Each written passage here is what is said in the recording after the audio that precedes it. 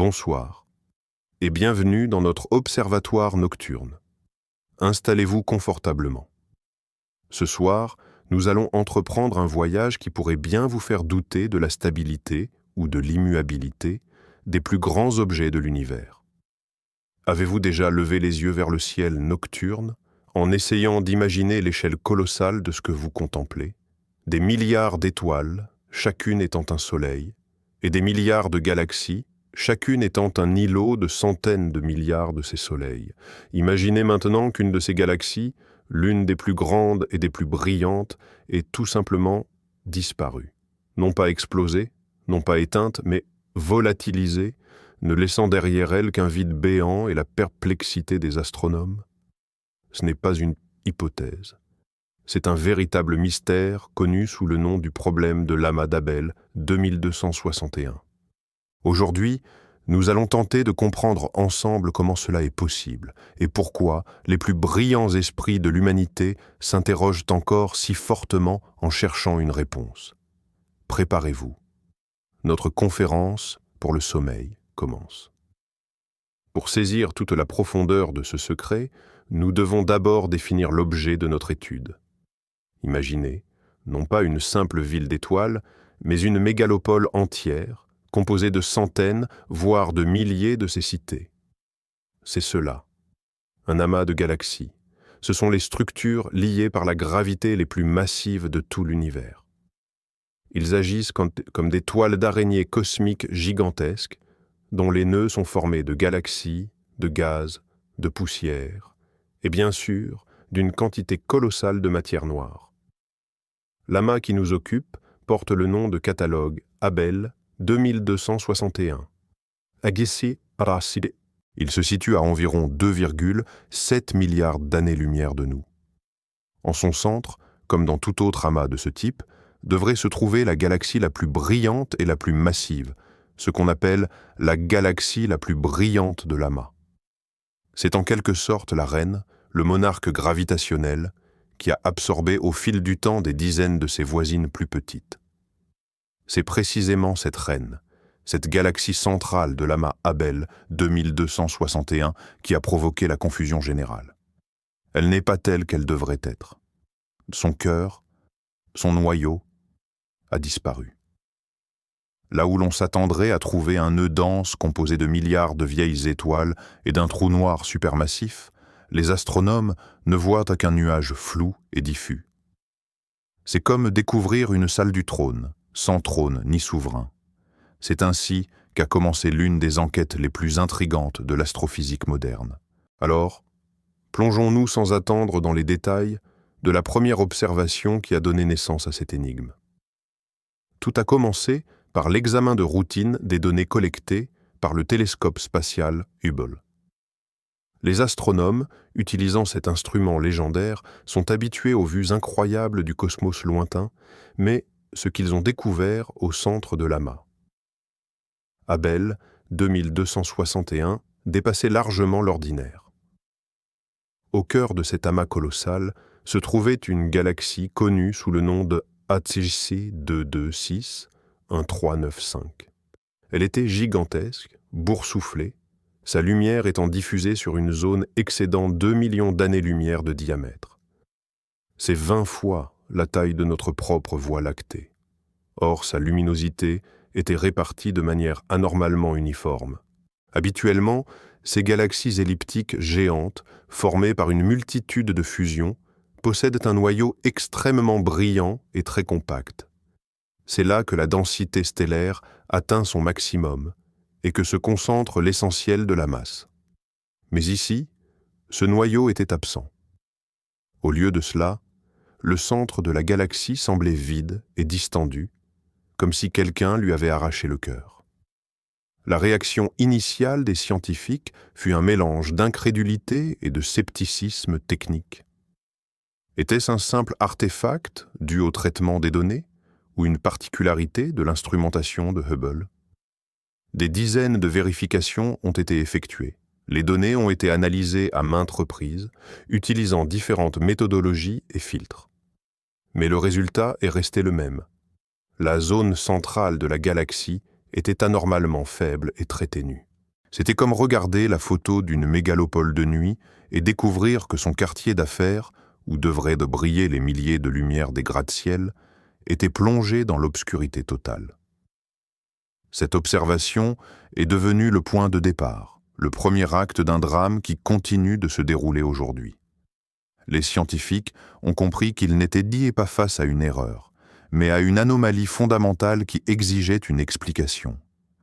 Qu'est-ce qui a pu ainsi distendre le noyau d'une des galaxies les plus massives de l'univers, au point d'en effacer sa structure centrale? Pour saisir toute l'ampleur du choc ressenti par les astronomes, il est essentiel de mieux comprendre ce que l'on appelle la galaxie la plus brillante de l'amas, ou, selon l'acronyme anglais, la BCG. Ce n'est pas juste la plus grande galaxie du groupe. C'est un véritable monstre cosmique, un cannibale qui grandit en dévorant ses voisines. Dans l'environnement dense du centre d'un amas galactique, les collisions et les fusions de galaxies sont monnaie courante. Au fil des milliards d'années, la gravité attire les petites galaxies vers le centre, où elles sont capturées, puis absorbées par le géant central. Chaque fusion lui ajoute des étoiles, du gaz, et plus important encore, elle fait fusionner leurs trous noirs supermassifs centraux. Ce processus, baptisé cannibalisme galactique, mène à la formation d'une galaxie elliptique colossale dotée d'un noyau extrêmement massif et dense.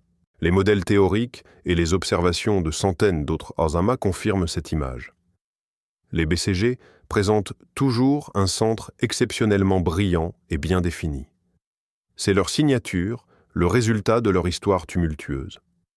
Or, la galaxie située au centre d'Abel 2261 déroge totalement à cette règle. Son noyau gonflé et terne indique qu'il s'y est produit quelque chose d'extraordinaire. Ce n'est pas qu'une simple anomalie, c'est une contradiction flagrante avec les modèles établis de formation des galaxies. Imaginez un archéologue découvrant une cité antique dont le centre, là où devrait se dresser le temple ou le palais du souverain, n'est qu'un immense cratère vide. Cela soulève des questions fondamentales sur l'histoire du site.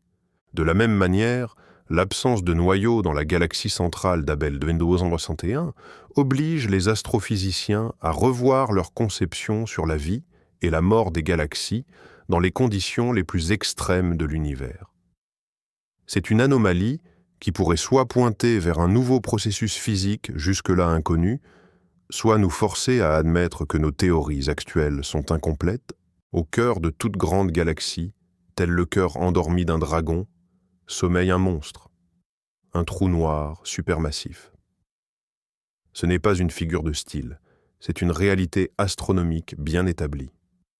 Notre Voie lactée, elle-même, orbite autour de Sagittarius A, un objet dont la masse dépasse les 4 millions de masses solaires.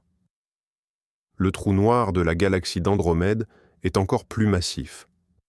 Et dans les galaxies les plus brillantes des amas que nous étudions, la masse de ces trous noirs centraux peut atteindre des dizaines de milliards de masses solaires.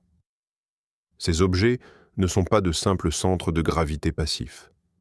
Ils jouent un rôle fondamental dans l'évolution des galaxies, régulant la formation d'étoiles et modelant leur structure. Trouver une galaxie géante dépourvue de trous noirs supermassifs en son centre, c'est comme trouver un organisme vivant sans ADN.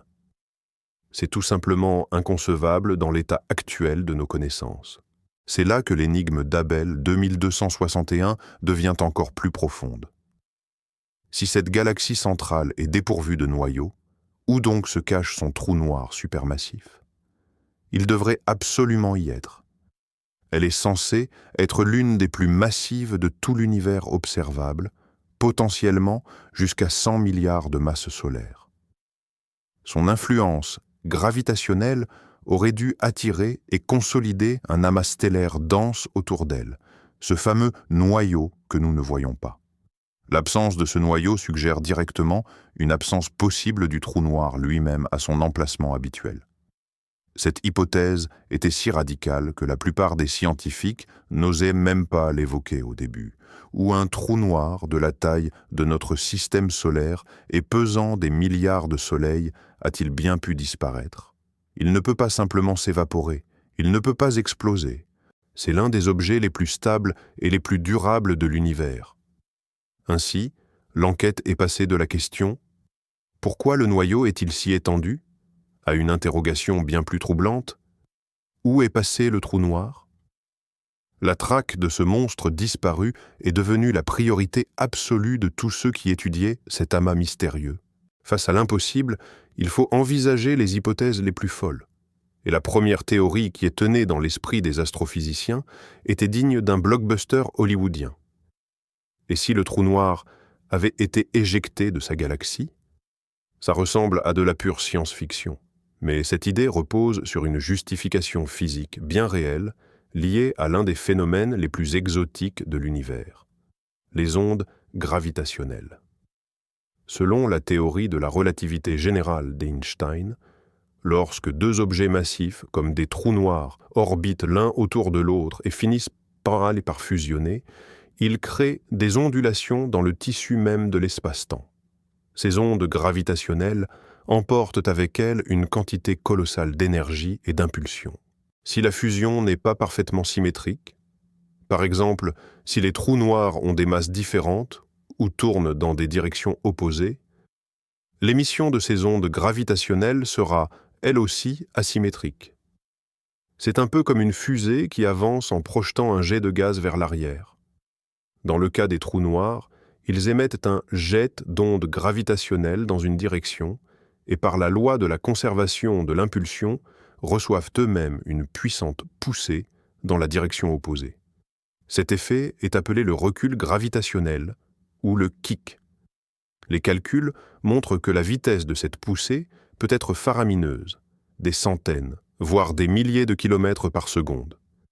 Une telle vitesse est largement suffisante pour surmonter l'attraction gravitationnelle de la galaxie, même la plus massive, et envoyer le trou noir fusionner dans un voyage sans fin à travers l'espace intergalactique. Daum azetidis apos psa. Ce scénario cadrait parfaitement avec les observations. Imaginez. Au centre de l'amas, Abel 2061, deux galaxies géantes fusionnent. Leurs trous noirs supermassifs foncent l'un sur l'autre, se lancent dans une danse fatale, puis fusionnent en un seul. Au moment de la fusion, l'émission asymétrique des ondes gravitationnelles propulse le monstre nouvellement né qui pèse des dizaines de milliards d'armes de masse solaire hors du centre de sa galaxie d'origine, comme un boulet de canon. En s'éloignant, il aurait emporté avec lui une partie des étoiles voisines, tandis que les autres étoiles du noyau, privées de leur centre gravitationnel, se seraient dispersées, formant le halo étendu et faiblement lumineux que nous observons. Cette théorie était élégante, belle et terrifiante. Elle expliquait tout. Mais comme toute bonne théorie scientifique, elle exigeait des preuves. L'idée d'un trou noir éjecté était fascinante. Mais pour qu'elle devienne plus qu'une simple belle hypothèse, il fallait localiser la scène de crime elle-même, ou plus précisément, l'arme du crime. Le trou noir vagabond. Comment le trouver? Par définition, les trous noirs n'émettent pas de lumière. Mais cela ne signifie pas qu'ils sont totalement invisibles. Lorsqu'un trou noir se déplace à travers le milieu intergalactique, sa gravité attire le gaz et la poussière environnants. Cette matière, en chutant vers le trou noir, s'enroule dans un disque d'accrétion, se réchauffe à des millions de degrés et se met à briller intensément, en particulier dans le spectre des rayons X. Ainsi, un trou noir supermassif errant devrait se présenter sous la forme d'une source ponctuelle et brillante de rayons X, située quelque part en dehors du centre de son ancienne galaxie. De plus, même après son éjection, un tel trou noir conserve une gravité colossale. Il pourrait avoir entraîné avec lui une petite suite d'étoiles qui lui étaient les plus proches, formant ce qu'on appelle un amas stellaire hypercompact. Cet amas serait extrêmement petit mais très lumineux et dense, le rendant détectable grâce au télescope spatial Hubble. Enfin, en traversant le gaz à l'intérieur de son ancienne galaxie, le trou noir devrait, par sa gravité, le comprimer, provoquant des épisodes de formation stellaire. Cela se manifesterait par une chaîne ou un arc d'étoiles jeunes et bleues traçant la trajectoire du fuyard. Armés de ces prédictions, les astronomes ont lancé une véritable chasse. Ils ont passé au crible, encore et encore, les images de Hubble à la recherche de minuscules amas stellaires brillants ou de chaînes suspectes de pouponnières d'étoiles.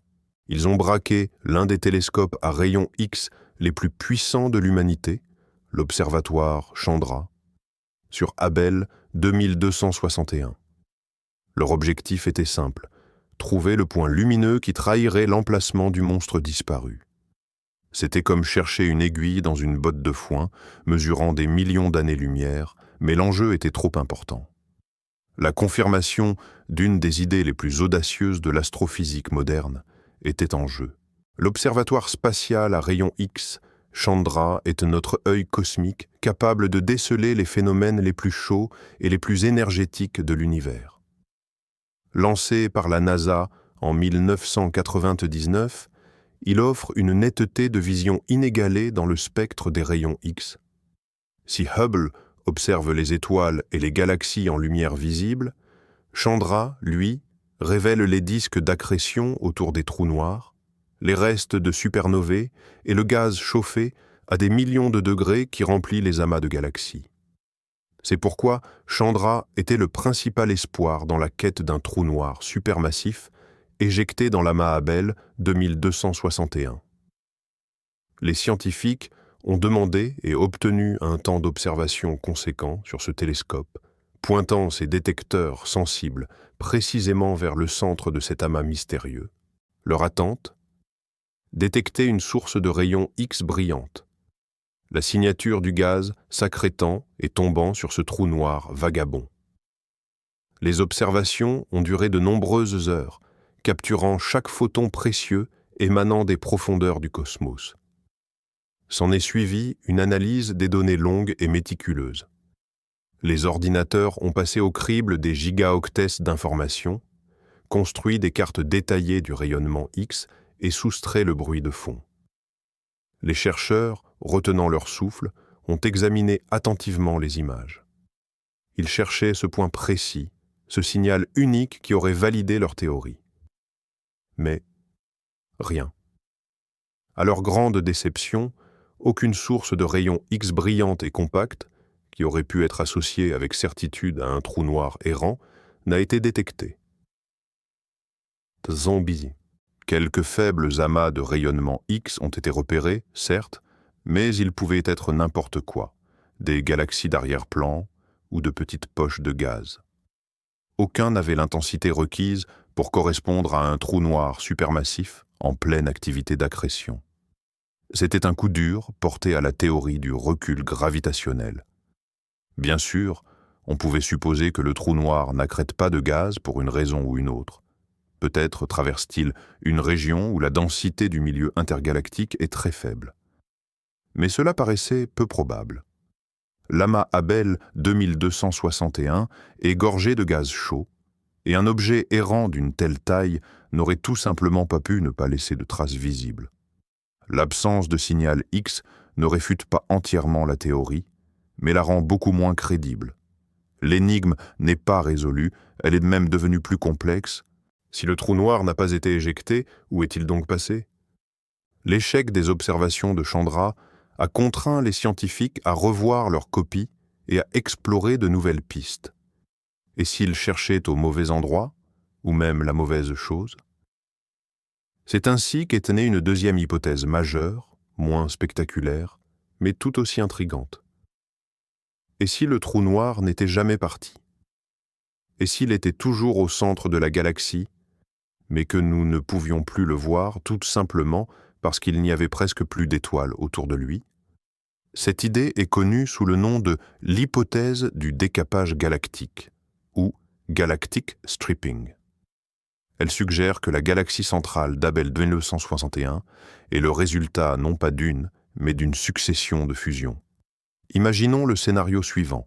Deux grandes galaxies, chacune abritant un trou noir supermassif, entrent en collision et fusionnent.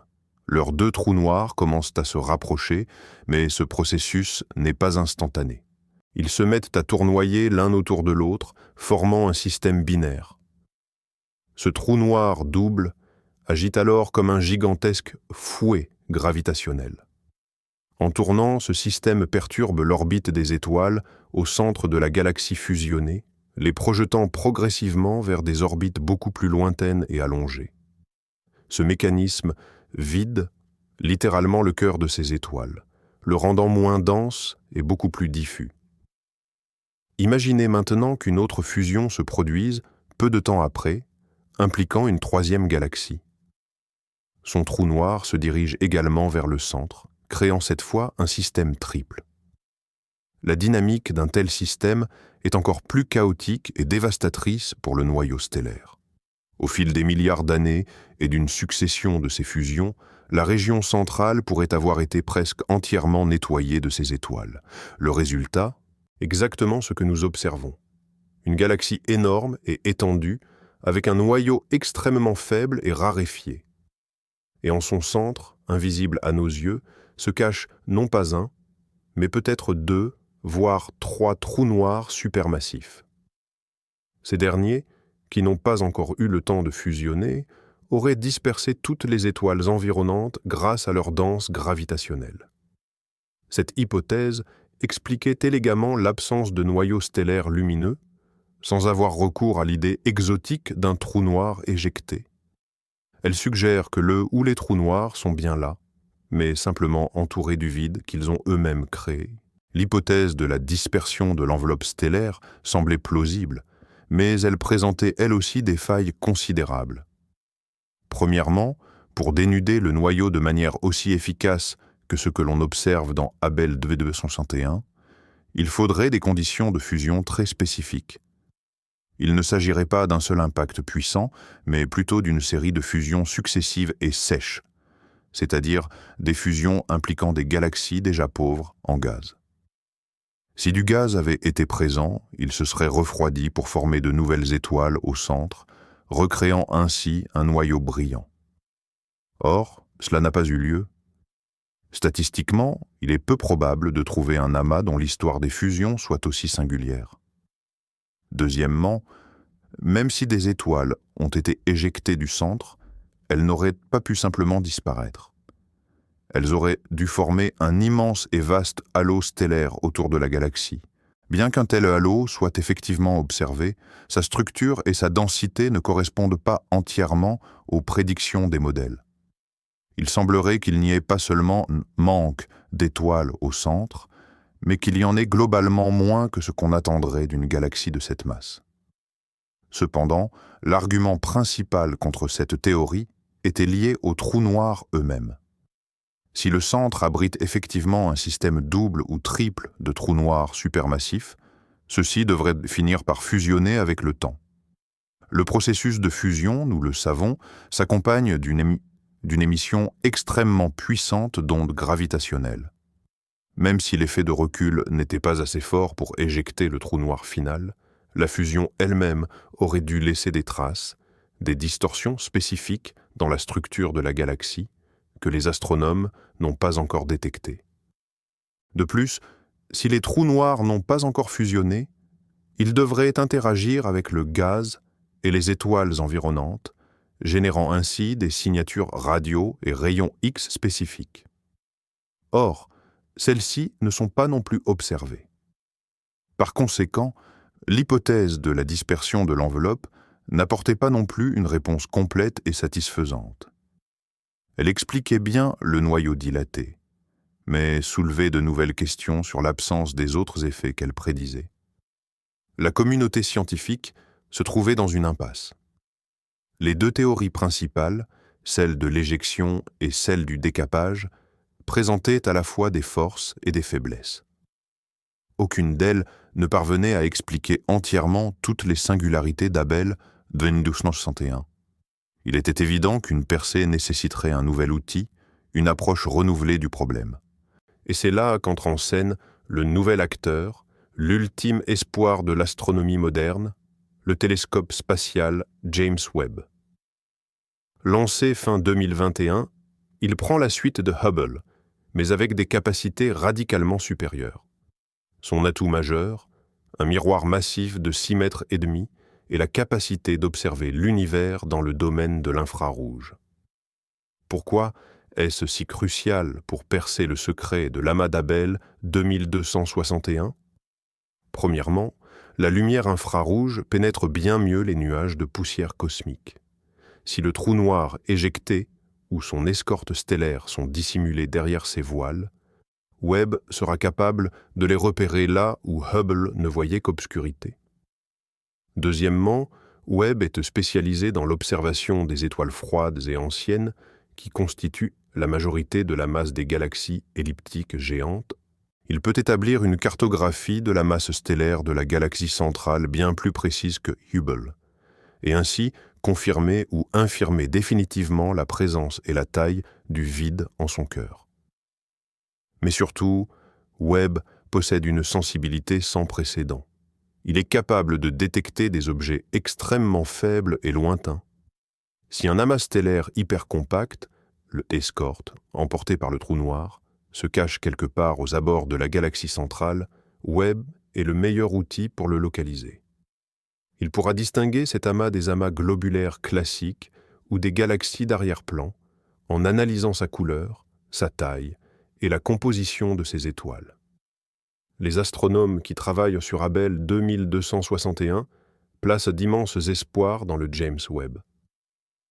Les observations de cet amas mystérieux sont déjà planifiées et peut-être même déjà en cours, à l'heure où nous parlons. Les données que Webb va recueillir pourraient te fournir la preuve décisive en faveur de l'une des théories ou, encore plus intrigant, nous réserver une surprise inédite qui nous obligerait à inventer une troisième hypothèse, encore plus folle. Nous vivons une époque unique où la réponse à l'un des plus grands mystères du cosmos pourrait être obtenue dans les mois ou les années à venir.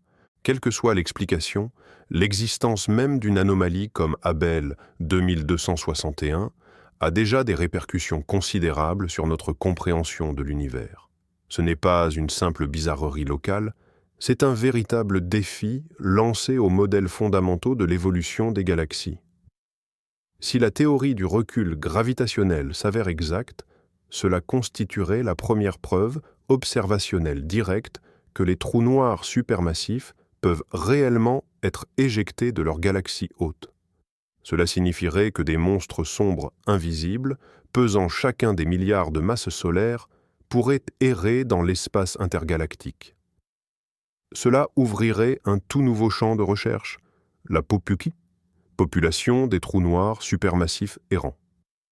À quelle fréquence ce phénomène se produit-il ? Quel impact ont-ils sur l'espace environnant ? Sont-ils capables de capturer du gaz et de former de nouvelles galaxies, des galaxies naines, autour d'eux ?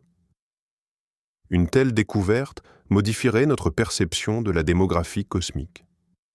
D'autre part, si l'hypothèse du décapage de l'enveloppe Salambo se confirme, cela illustrerait la complexité et le chaos qui peuvent régner dans la dynamique au centre des amas de galaxies. Nous devrions alors revoir les modèles de fusion de galaxies et de trous noirs, en y intégrant de nouveaux effets beaucoup plus subtils. Cela pourrait signifier que le processus de fusion des trous noirs supermassifs prend beaucoup plus de temps que prévu, et que l'existence de systèmes doubles et triples de ces objets n'est pas une exception, mais plutôt la règle au cœur de ces amas. Mais il y a une troisième possibilité.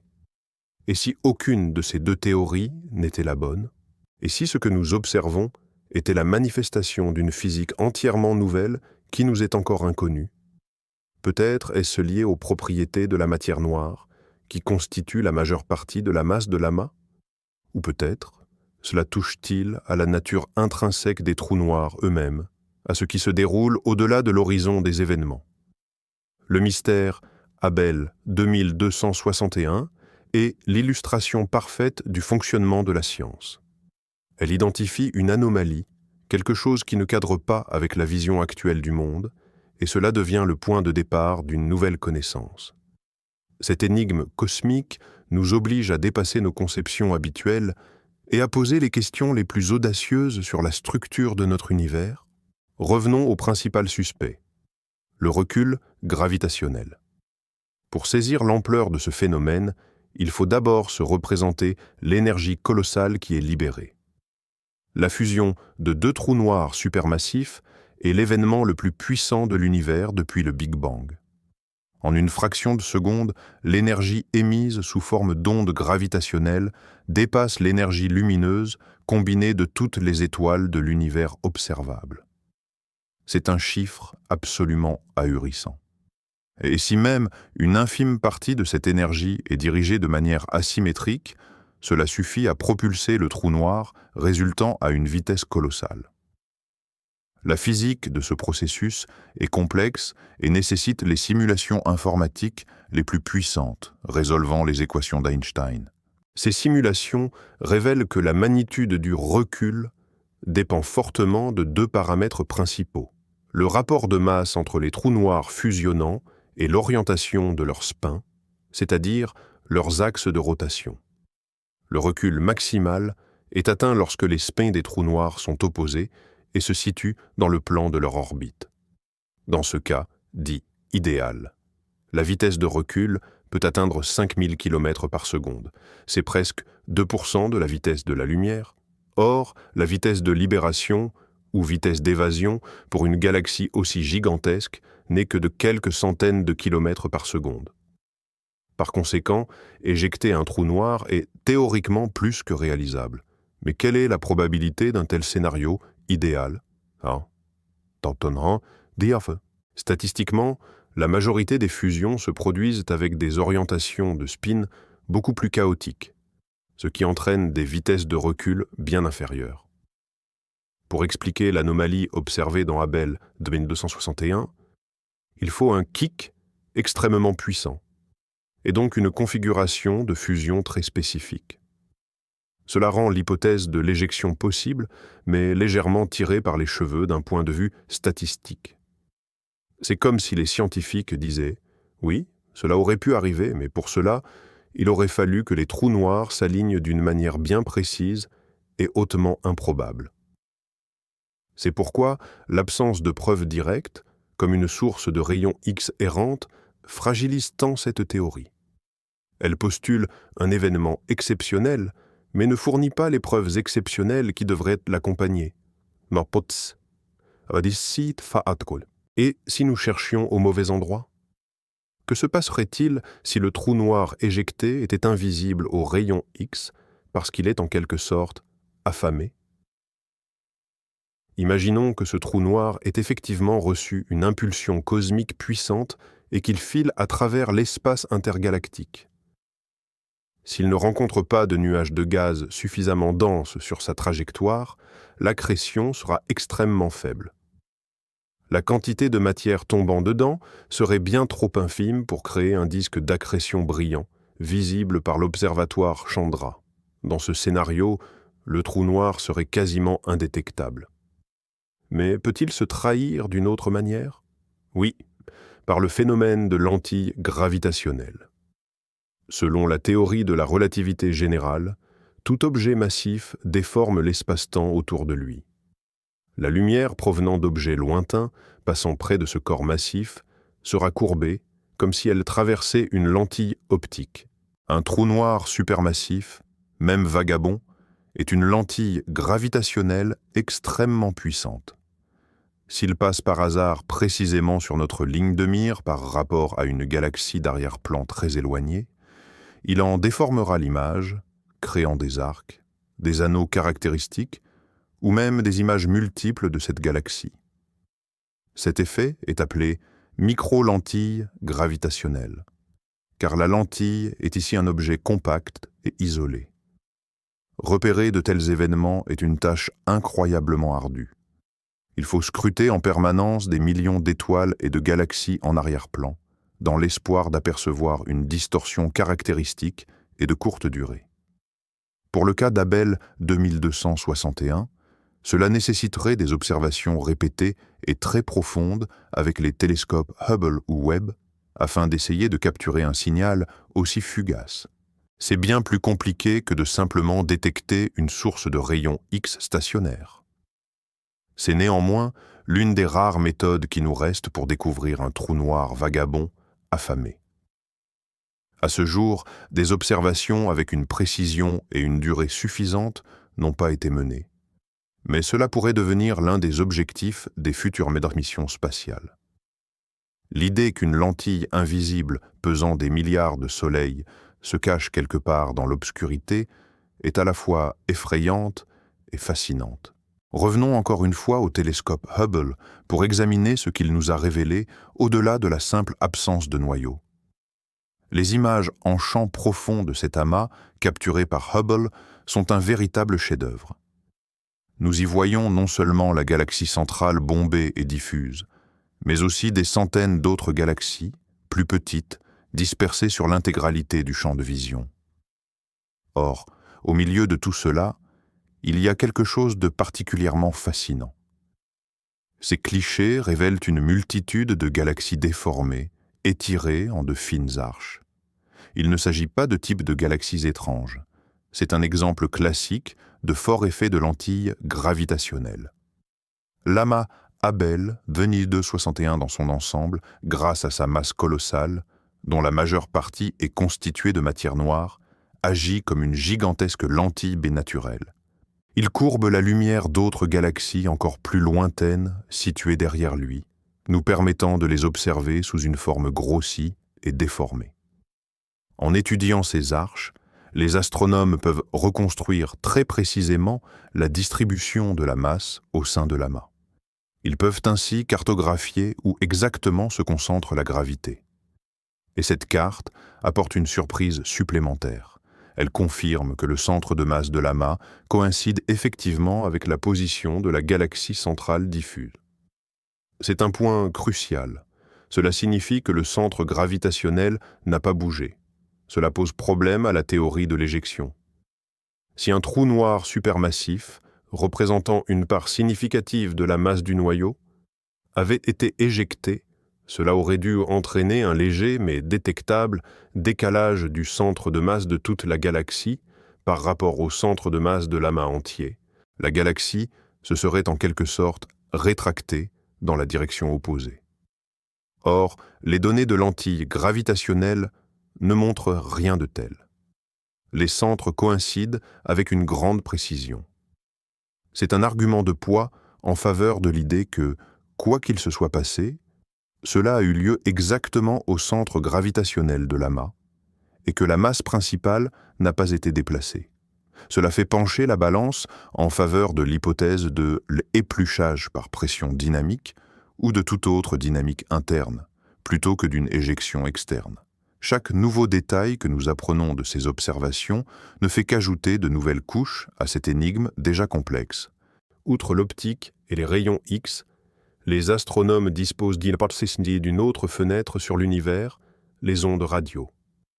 Les observations par radiotélescope nous informent sur des phénomènes impliquant les champs magnétiques et les particules de haute énergie. Les trous noirs supermassifs actifs, en particulier, sont souvent de puissantes sources de rayonnement radio. Depuis leur région polaire, ils éjectent de gigantesques colonnes de plasma, appelées jets, qui s'étendent sur des centaines de milliers d'années-lumière et sont lumineux dans les bandes radio. Y a-t-il eu des observations radio d'Abell 2261 ? Oui, bien sûr.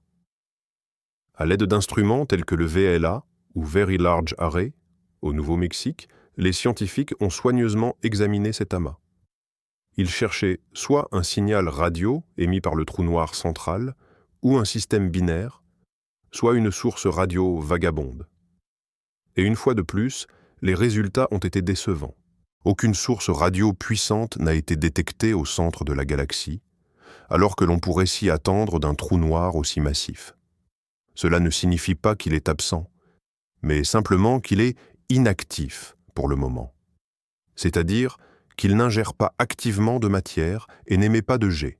Ceci est, en principe, normal pour de nombreuses galaxies elliptiques géantes. Mais aucune source radio vagabonde, qui pourrait être un trou noir éjecté traînant des champs magnétiques derrière lui, n'a non plus été trouvée. L'absence de signal radio, combinée à l'absence de signal X, rend l'hypothèse du trou noir vagabond encore plus fantomatique. Il semble que si ce monstre existe, il a décidé d'être aussi discret que possible, ne trahissant sa présence dans aucune bande du spectre électromagnétique. Il nous reste donc deux options. Soit le trou noir est si silencieux que nos méthodes actuelles ne peuvent le détecter, soit il est tout simplement absent, et nous devons chercher une toute autre explication. Cet état d'incertitude est à la fois frustrant et stimulant pour les scientifiques, les poussant à trouver de nouvelles méthodes de recherche plus ingénieuses.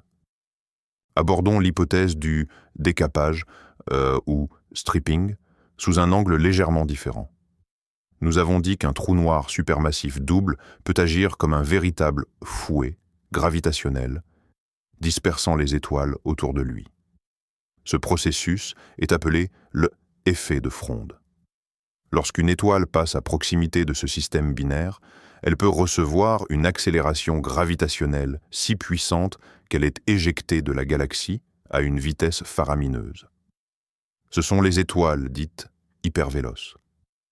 Détecter une population de ces étoiles s'échappant du centre d'Abel, DVI 261, constituerait une preuve indirecte très forte en faveur de la présence d'un trou noir double. Mais comment trouver de telles étoiles? C'est extrêmement complexe. La galaxie est très éloignée. Nous ne pouvons pas y voir les étoiles individuelles, sauf, bien sûr, lors des rares explosions de supernovae. Cependant, nous pouvons analyser la lumière globale émise par la population stellaire dans son ensemble. En utilisant la spectroscopie, nous pouvons mesurer la vitesse moyenne et, surtout, la dispersion des vitesses des étoiles dans différentes parties de la galaxie. Si la fronde gravitationnelle est bel et bien à l'œuvre au centre, nous devrions observer une dispersion des vitesses anormalement élevées dans la région centrale. Un noyau, que l'on qualifie de chauffé, dynamiquement. Les étoiles y bougeraient de manière beaucoup plus chaotique que dans les galaxies standards. De telles mesures ont été effectuées à l'aide de grands télescopes terrestres, équipés de puissants spectrographes. Et les résultats se sont avérés mitigés. Oui, nous observons un certain excès d'étoiles à haute vitesse, ce qui pourrait indiquer un chauffage dynamique du noyau, mais l'effet n'est pas aussi puissant que ce que prédisent certains modèles de trous noirs doubles. Peut-être ne voyons-nous que les phénomènes résiduels d'un processus qui était plus actif par le passé. Ou peut-être le processus ne se déroule-t-il pas exactement comme nous le modélisons? C'est encore un fragment du puzzle qui ne s'insère parfaitement dans aucune des hypothèses. Il ne réfute pas l'hypothèse du décapage, mais il ne lui apporte pas non plus de confirmation décisive. Cela met seulement en lumière à quel point la physique, qui régit le cœur de nos galaxies, est complexe et multifacette. Nous ne percevons que les échos de processus titanesques survenus il y a des milliards d'années, et nous tentons, à partir de ces seuls échos, de reconstituer l'intégralité de cette vaste pièce cosmique. En attendant les données du télescope James Webb, les théoriciens, eux, ne chôment pas. Ils continuent d'élaborer des simulations informatiques toujours plus complexes et détaillées dans le but de reproduire ce que nous observons dans l'amas de galaxies Abel 2261. Ces simulations restent notre unique moyen de simuler des milliards d'années d'évolution galactique, le tout compressé en quelques semaines ou mois d'utilisation d'un supercalculateur. Dans ces univers virtuels, les scientifiques font entrer en collision des galaxies de masses différentes, avec des quantités de gaz variées, et des trous noirs tournant dans des directions diverses. Ils font varier des dizaines de paramètres pour dénicher la combinaison unique qui pourrait mener à la formation d'une galaxie gonflée, dépourvue de noyaux lumineux. Certaines des dernières simulations ont donné des résultats particulièrement intéressants. Il s'avère que pour créer une telle structure, une poussée gravitationnelle, ou kick, assez violente pour éjecter complètement le trou noir n'est pas nécessaire. Une impulsion modérée suffit. Celle-ci n'expulserait pas le trou noir hors de la galaxie, mais le placerait sur une orbite très allongée et oscillante. Le trou noir se mettrait alors à osciller comme un pendule, traversant le centre de la galaxie d'un côté à l'autre. Chaque passage agirait comme une onde de choc, dispersant les étoiles et aérant le noyau. Avec le temps, ce processus pourrait conduire à la formation exacte de la structure floue que nous observons. Dans ce scénario, le trou noir est toujours à l'intérieur de la galaxie, mais il n'est pas au centre. Il se trouve quelque part à la périphérie de sa gigantesque orbite. Cela expliquerait à la fois son absence visible au centre et pourquoi il pourrait être invisible aux rayons X s'il se trouve dans une zone à faible densité de gaz.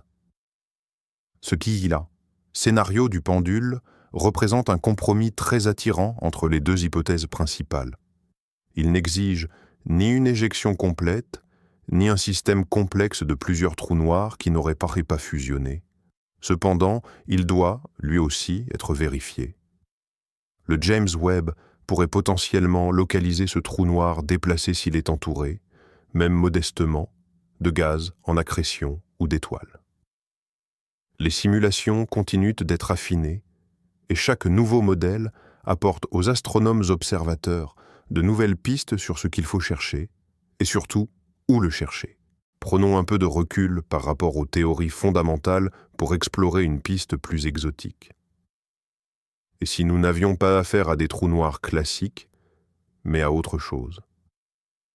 Ces dernières années, une idée gagne du terrain en physique théorique, celle des étoiles à bosons. Ce sont des objets hypothétiques. Contrairement à la matière ordinaire, les fermions, ils sont faits de bosons, comme les actions par exemple, qui sont des candidats parfaits pour les particules de matière noire. Les étoiles à bosons peuvent être aussi compactes et massives que les trous noirs, mais elles n'ont ni horizon des événements, ni singularité. Elles ne sont, en fait, que des agrégats extrêmement denses de champs bosoniques. Ce qui est fascinant, c'est que les modèles indiquent que lors de la fusion de deux étoiles à bosons, leur comportement pourrait différer radicalement de celui des trous noirs.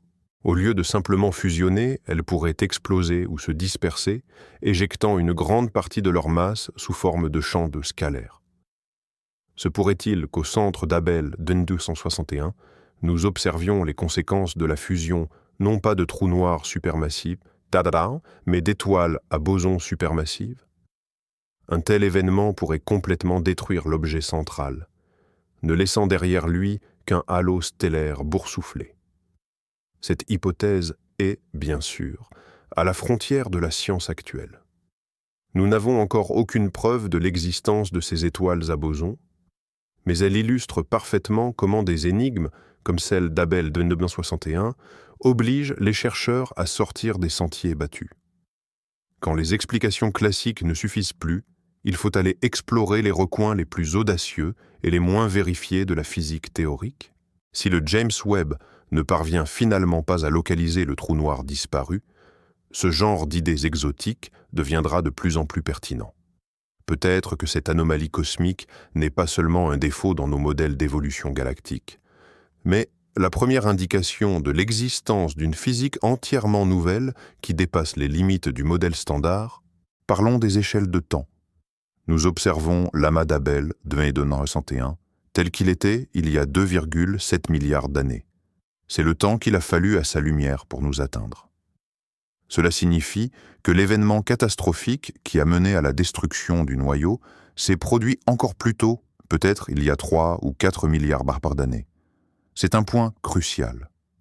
Durant le temps qui s'est écoulé depuis lors, le système a inévitablement dû évoluer. Si un trou noir a été éjecté, il a déjà parcouru des millions d'années-lumière, loin de sa galaxie mère. Le retrouver aujourd'hui reviendrait à chercher une balle précise tirée d'un fusil au XIXe siècle. Il pourrait se trouver n'importe où. Si au contraire, une fronde gravitationnelle, formée par un trou noir binaire, était active en son centre, elle aurait dû s'apaiser au cours de ces milliards d'années. L'orbite de ce système double aurait dû se contracter à cause du rayonnement d'ondes gravitationnelles, et les deux objets auraient fini par fusionner. Peut-être observons-nous cette galaxie à un stade très spécifique et bref de son existence, juste après la destruction du noyau, mais avant que le système n'atteigne un nouvel équilibre. Cette notion de moment cosmique rend notre observation encore plus unique. C'est comme si, par chance, nous avions jeté un œil à la fenêtre à la bonne seconde, assistant aux conséquences d'un drame cosmique. Ceci explique pourquoi nous n'observons pas de tels systèmes partout. Il s'agit probablement d'une phase très rare et éphémère dans la vie des amas galactiques. D'un autre côté, cela rend la tâche encore plus ardue. Nous tentons de reconstituer des événements d'un lointain passé à partir d'indices très limités et vieillis. C'est comparable à de la paléontologie, sauf qu'au lieu des os de dinosaures, nous avons la distribution de la lumière d'une galaxie lointaine. Chaque photon qui nous parvient de là-bas est porteur d'informations sur ces événements anciens. Et le défi pour les scientifiques est de déchiffrer ce message du passé. Toute cette histoire n'aurait pas été possible sans des décennies d'avancées technologiques. Saluons la performance de ces instruments incroyables qui nous ont permis, au minimum, de soulever cette question. Tout a débuté avec les télescopes basés au sol. Au milieu du XXe siècle, ils ont permis à l'astronome George Abell d'établir son fameux catalogue d'amas de galaxies lointaines. Puis, l'ère des télescopes spatiaux s'est ouverte. Lancé en 1990, le télescope Hubble nous a offert une netteté d'image inédite, totalement libérée des distorsions de l'atmosphère terrestre. C'est grâce à lui que nous avons pu discerner la structure anormale de la galaxie centrale. L'observatoire à rayons X, Chandra, quant à lui, nous a ouvert une fenêtre sur le monde des hautes énergies en nous permettant de traquer le gaz chaud qui s'effondre sur les trous noirs. Les géants basés au sol, tels que les télescopes de l'Observatoire Keck à Hawaï ou le très grand télescope, le VLT, au Chili, avec leurs miroirs massifs et leurs spectrographes sophistiqués, ont permis de mesurer la vitesse des étoiles au sein de ce système lointain. Et aujourd'hui, nous avons James Webb, une merveille d'ingénierie qui promet de voir encore plus loin et de révéler encore plus de secrets. Chacun de ces instruments est l'aboutissement du travail de milliers d'ingénieurs, de scientifiques et de programmeurs. Chaque cliché ou spectre obtenu est le fruit d'opérations extrêmement complexes et d'années d'efforts acharnés. L'histoire d'Abel 2261 n'est pas qu'un simple récit d'énigmes cosmiques. C'est avant tout l'histoire de la curiosité et de l'ingéniosité humaine, de notre désir inlassable de comprendre l'univers coûte que coûte. Et tant que nous aurons la capacité de construire des outils aussi extraordinaires, nous continuerons à dénicher de nouvelles énigmes et, tôt ou tard, à y apporter des réponses.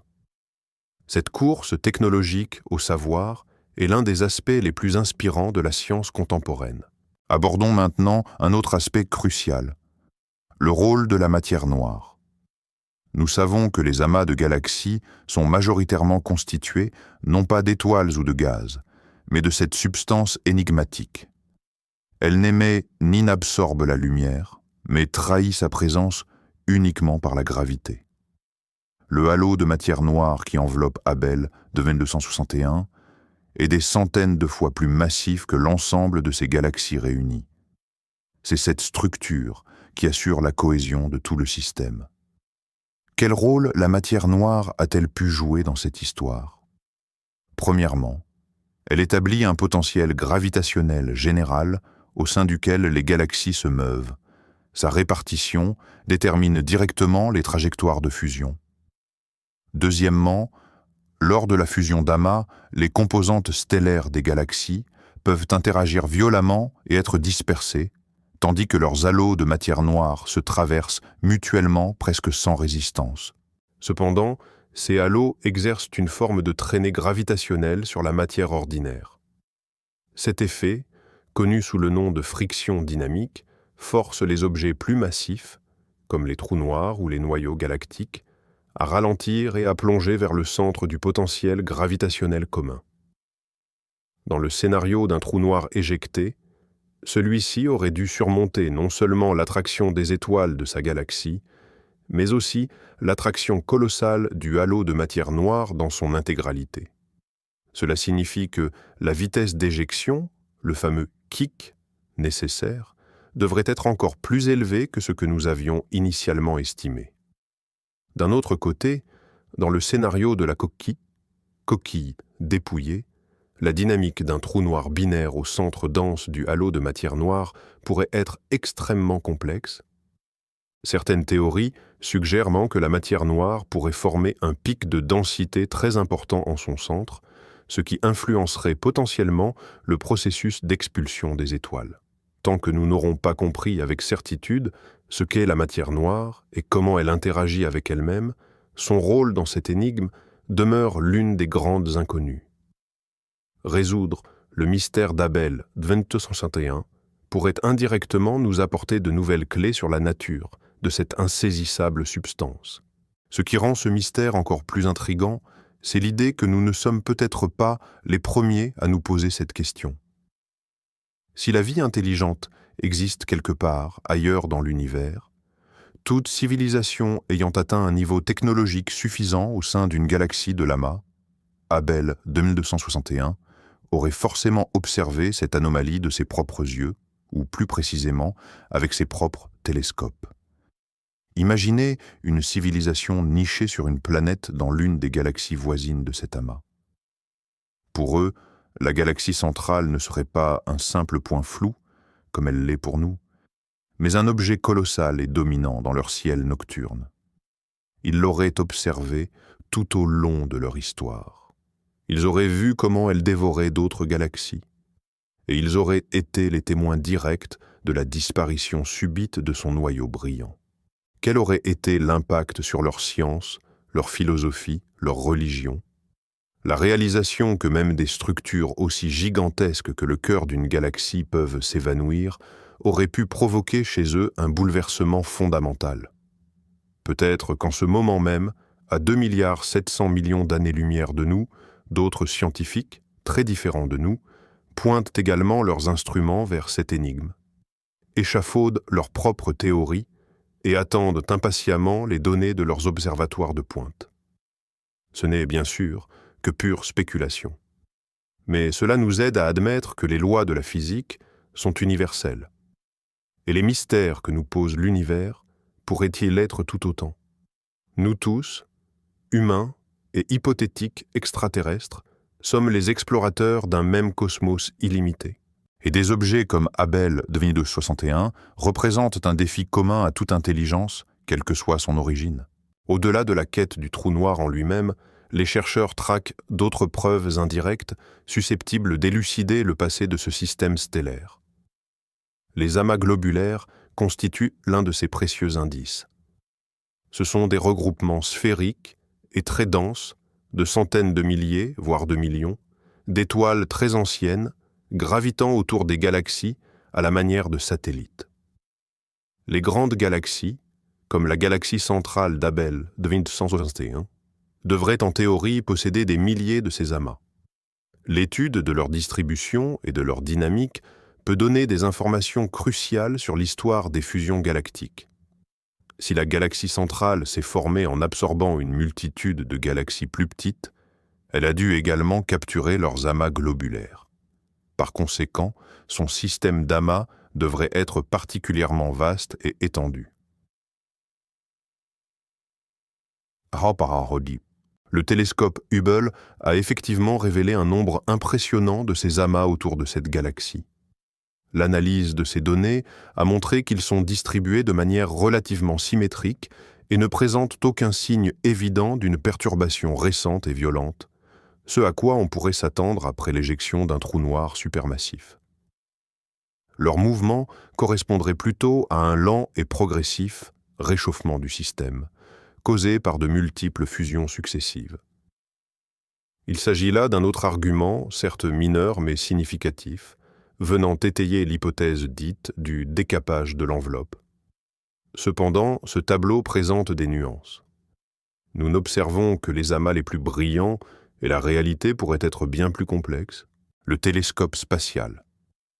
James Webb, avec sa capacité à détecter les amas plus faibles et plus éloignés, sera en mesure de dresser une carte beaucoup plus détaillée de ce système, ce qui permettra peut-être de trancher définitivement entre les deux scénarios. Dans cette enquête cosmique digne d'un détective, chaque détail compte, même le plus infime, comme la distribution de ces minuscules amas stellaires. Et si nous passions à côté de l'évidence? Et s'il n'y avait jamais eu de disparition du tout? Certains sceptiques avancent l'idée que cette galaxie est simplement née ainsi. Il existerait peut-être des conditions de formation rares permettant à une galaxie elliptique géante de se former sans noyau central dense. Par exemple, si elle ne s'est pas formée par des fusions hiérarchiques, mais plutôt par l'effondrement plus doux et à grande échelle d'un nuage de gaz gigantesque, au sein duquel aucun trou noir supermassif n'aurait pu se former pour une raison quelconque. Cette hypothèse du défaut primordial se heurte cependant à de sérieux problèmes. Premièrement, elle contredit presque tous les modèles modernes de structure cosmologique, lesquels sont basés sur l'idée d'agrégation hiérarchique. Totrikim. Deuxièmement, il est difficile d'imaginer un mécanisme capable d'empêcher la formation d'un trou noir supermassif dans un objet aussi massif. La gravité est implacable, et la matière au centre d'un puits gravitationnel aussi profond aurait dû se condenser et s'effondrer. Troisièmement, nous observons de nombreux signes de fusion dans ce système, comme un immense halo stellaire et une vaste population d'amas globulaires. Ce n'est clairement pas une galaxie tranquille, qui aurait grandi paisiblement en isolement. Malgré son improbable nature, cette idée ne peut être complètement écartée. L'univers nous réserve constamment des surprises. Si toutes les autres hypothèses finissent par être réfutées, les scientifiques devront revenir à cette idée la plus radicale. Nous ne serions pas face au résultat d'une catastrophe, mais simplement devant un type de galaxie totalement nouveau, jusqu'alors inconnu. Ce serait, sans doute, l'issue la plus passionnante de cette enquête. Toute cette histoire pourrait sembler très abstraite et bien éloignée de notre quotidien. Après tout, qu'avons-nous à faire d'événements qui se sont déroulés il y a près de 3 milliards d'années dans un coin reculé de l'univers? Pourtant, cette énigme est directement liée à notre propre existence. Nous vivons dans la galaxie de la Voie lactée, qui fait elle-même partie d'un petit amas de galaxies, appelé le groupe local. Or, notre galaxie est actuellement sur une trajectoire de collision avec sa plus proche et plus grande voisine, la galaxie d'Andromède. Dans environ 4 milliards et demi d'années, elles vont commencer à fusionner, donnant naissance à une nouvelle galaxie elliptique géante que certains astronomes ont surnommée, par plaisanterie, Milcomède. Leurs trous noirs supermassifs centraux, Sagittaire à étoiles, et son homologue d'Andromède, beaucoup plus massif, finiront eux aussi par s'unir. Sadit.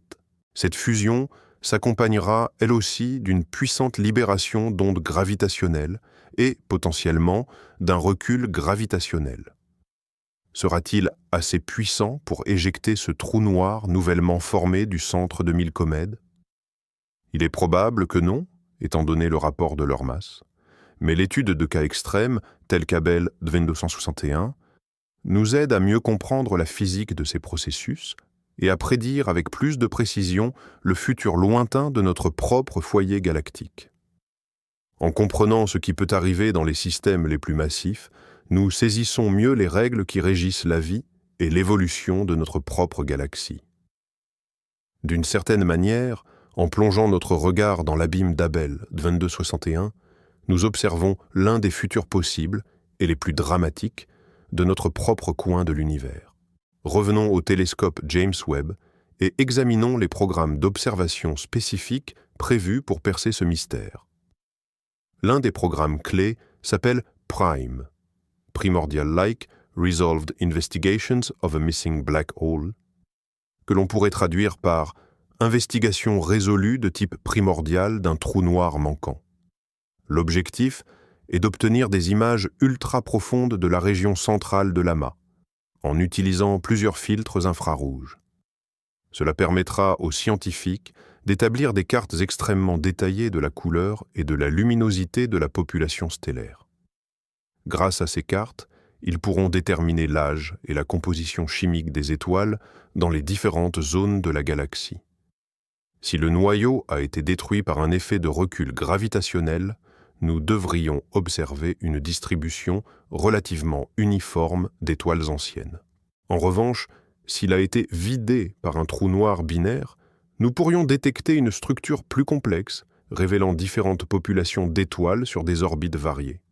Un autre programme utilisera le spectrographe de Webb pour rechercher des signatures d'accrétion autour d'un éventuel trou noir vagabond. Même si celui-ci n'est pas visible aux rayons X, une faible chute de gaz devrait produire des lignes d'émission caractéristiques dans le spectre infrarouge que le JWST est parfaitement capable de détecter. Des recherches sont également prévues pour ces fameux amas stellaires hypercompacts. Webb ne pourra pas seulement les photographier, il pourra aussi obtenir leur spectre, ce qui est crucial pour confirmer qu'ils sont bien composés d'étoiles arrachées au centre galactique, plutôt que d'être de simples objets aléatoires. Ces observations exigeront des dizaines d'heures du temps précieux du télescope, et l'analyse des données prendra des mois. Mais au bout du compte, une avancée majeure est très probable. La communauté scientifique retient son souffle en attendant ces résultats. C'est l'une de ces rares occasions où un seul ensemble d'observations bien précis pourrait potentiellement résoudre une énigme qui tourmente les astronomes depuis des années. Parlons un instant de la dimension psychologique de cette énigme pour les chercheurs eux-mêmes. Aborder un tel problème, c'est s'engager dans un marathon, pas dans un simple sprint. Ce sont des années de travail minutieux, d'innombrables nuits blanches passées à éplucher les données et un doute permanent. Imaginez un doctorant qui consacre des années entières à la recherche d'un signal émis par un trou noir errant, pour ne finalement recueillir que du bruit. Ou ce théoricien qui échafaude un modèle élégant seulement pour que de nouvelles données le réfutent entièrement. Cela exige une patience colossale et une honnêteté intellectuelle à toute épreuve. Il faut être prêt à abandonner l'hypothèse qu'on affectionne le plus si les faits la contredisent. Mais c'est là que réside toute la beauté de la démarche scientifique. C'est un processus d'autocorrection perpétuelle, un cheminement vers la vérité pavé d'erreurs et de réfutations. L'énigme d'Abel de 1961 n'est pas qu'une simple confrontation d'idées. C'est un effort collaboratif impliquant des dizaines, voire des centaines de scientifiques à travers le monde. Les observateurs, utilisant divers télescopes, partagent leurs données.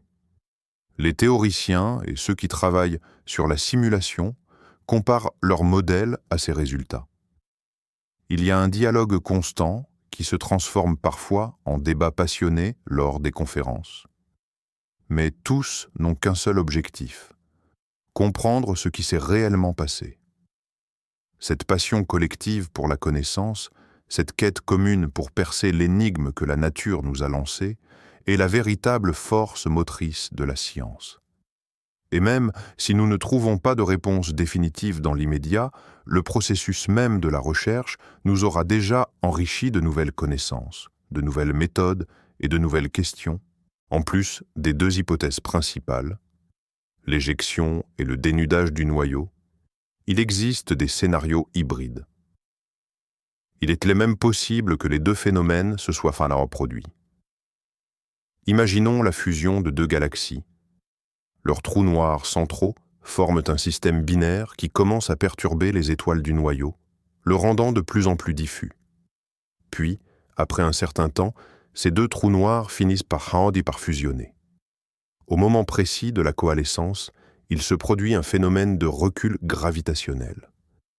Mais puisque le noyau galactique était déjà déstabilisé, même un coup de pied, ou kick, relativement faible, aurait pu suffire à éjecter le trou noir nouvellement formé. Dans ce scénario, nous avons affaire à une combinaison de deux effets qui se sont mutuellement renforcés. Ceci permet d'expliquer pourquoi le système observé paraît si extrême. D'abord, la destruction lente du noyau de l'intérieur, puis l'impact final qui a expulsé l'objet central. Ces modèles hybrides sont plus complexes à analyser, mais ils sont souvent plus réalistes. L'univers est rarement simple et élégant. Le plus souvent, de multiples processus interagissent simultanément. Le défi consiste à démêler cet écheveau et à déterminer lequel de ces processus était véritablement dominant. Encore une fois, la clé réside dans des observations très détaillées.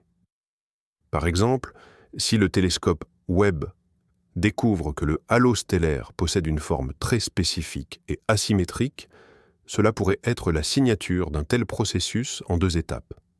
La principale mission de l'astronomie d'observation dans ce domaine est précisément de traquer ces traces subtiles, ces cicatrices, laissées sur le corps de la galaxie par d'anciens cataclysmes.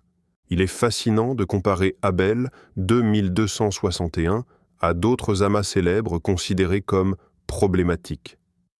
Est-ce un cas totalement unique ou existe-t-il d'autres exemples similaires?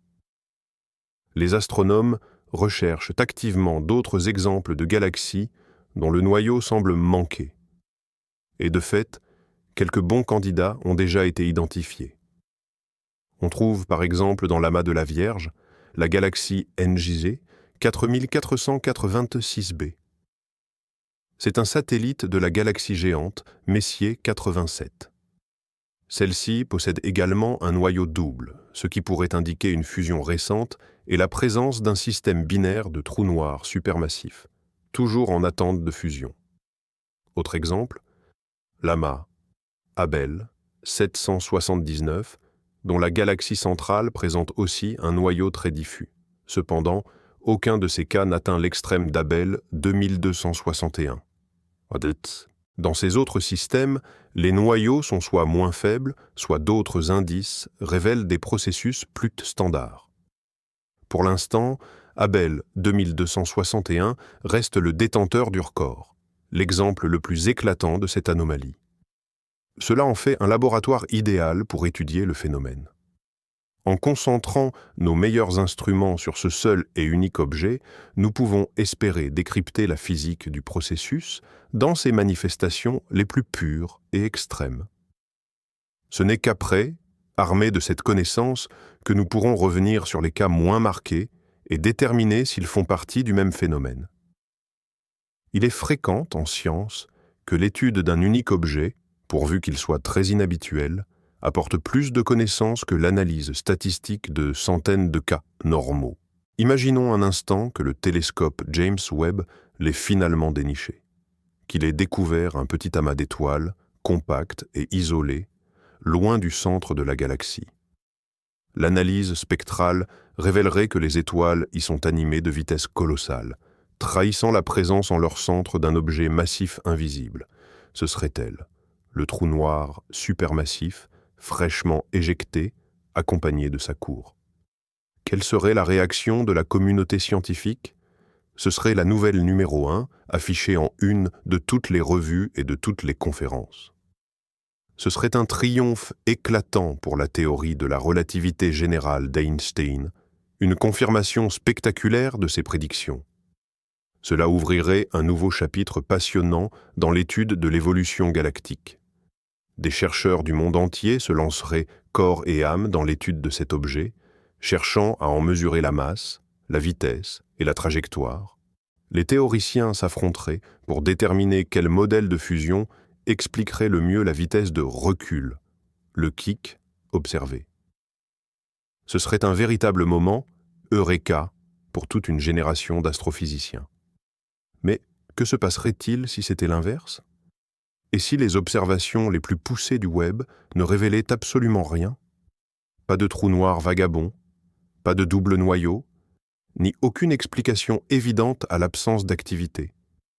Si le centre galactique s'avérait être simplement vide et placide. Ce serait, sans doute, un résultat encore plus fascinant. Cela signifierait que quelque chose de fondamental nous échappe. Cela mettrait en lumière une lacune majeure dans nos connaissances, rendant nécessaire l'émergence d'une nouvelle physique. Ce ne serait pas la fin de l'histoire, mais son véritable commencement. Cela inciterait toute une génération de jeunes chercheurs à se lancer à la poursuite d'idées totalement nouvelles et audacieuses. Car ce sont précisément ces moments de perplexité absolue face à la nature, qui font progresser la science. Quelle que soit la réponse, nous serons gagnants. Nous validerons nos théories les plus audacieuses, ou bien nous ouvrirons la porte d'un domaine de connaissances entièrement inexploré. Pour clore ce long voyage, revenons un instant à l'image familière du ciel nocturne. Lorsque nous observons les étoiles, nous y voyons l'ordre et l'harmonie. Les planètes suivent leur trajectoire, les étoiles brillent paisiblement depuis des milliards d'années, et les galaxies y voguent majestueusement dans le vide. Pourtant, l'histoire d'Abel 2261 nous rappelle que derrière cette sérénité apparente se cachent des processus d'une puissance et d'un chaos inimaginables. L'univers n'est pas une peinture statique, mais un lieu dynamique, en constante mutation. Ici, les galaxies entrent en collision, les trous noirs fusionnent, et des systèmes stellaires entiers peuvent être éjectés dans l'obscurité intergalactique. Ce mystère est un rappel permanent de l'étendue de notre ignorance. Nous n'avons fait qu'effleurer la surface en étudiant notre monde à travers nos télescopes. Chaque nouvelle énigme de ce type nous montre l'immensité de ce qu'il nous reste à découvrir. Elle nous enseigne l'humilité face à l'échelle et à la complexité de l'univers. Et en même temps, elle nous remplit d'espoir et d'une soif d'aventure. L'espoir qu'avec notre raison et nos outils, nous pourrons enfin percer ses secrets. Et l'ardeur des pionniers, ceux qui se tiennent au seuil d'un monde nouveau et inexploré. L'énigme de cette galaxie disparue n'est pas qu'un simple problème scientifique, c'est une aventure qui se déroule sous nos yeux, et nous en sommes les témoins. Espérons que nous découvrirons bientôt le prochain chapitre de cette histoire incroyable. Nous arrivons donc au terme de notre voyage au cœur de l'amas d'Abel 2261. Faisons le point. Nous avons été confrontés à l'une des énigmes les plus fascinantes de l'astronomie moderne. Au centre de l'une des galaxies les plus massives de l'univers, il manque le noyau et, potentiellement, son trou noir supermassif. Nous avons deux grandes théories, deux suspects majeurs. Le premier est le scénario du recul gravitationnel. La fusion catastrophique de deux trous noirs a généré une éjection d'ondes gravitationnelles si puissante que le monstre nouveau-né a été expulsé de sa propre galaxie, comme par un coup de canon, ne laissant derrière lui qu'un halo stellaire gonflé et dévasté. Le second est le scénario du nettoyage de cœur ou de l'érosion gravitationnelle. Le centre ne cache pas un seul trou noir, mais un système binaire ou même triple. Ce système, par sa danse gravitationnelle incessante durant des milliards d'années, aurait simplement balayé toutes les étoiles de la région centrale. Chacune de ces hypothèses présente des avantages et des inconvénients, et aucune n'a encore reçu de confirmation décisive. Les observations menées par les meilleurs télescopes du monde, tels que Hubble et Chandra, n'ont pas encore réussi à dénicher le pistolet fumant. Tout l'espoir repose désormais sur le télescope spatial James Webb, qui est peut-être, en ce moment même, en train de sonder ce mystère. Ces données pourraient changer radicalement notre compréhension de l'évolution des galaxies. Cette histoire est un exemple frappant du fait que l'univers est toujours plein de surprises et que les questions les plus fondamentales sur son fonctionnement attendent encore leur réponse. Merci d'avoir passé ce temps avec nous, en plongeant dans cet abysse cosmique. Ibahab. J'espère que cette conférence vous aidera à dormir paisiblement, tout en étant imprégné par la grandeur et les mystères de notre monde. N'oubliez pas de vous abonner à la chaîne pour ne manquer aucune de nos nouvelles histoires et mettez un like si cela vous a plu. Et maintenant, la question principale. Quelle théorie vous semble la plus plausible ? Le trou noir expulsé ou la danse gravitationnelle de plusieurs monstres ? Ou peut-être avez-vous votre propre idée, complètement folle ? Partagez vos réflexions dans les commentaires. Bonne nuit.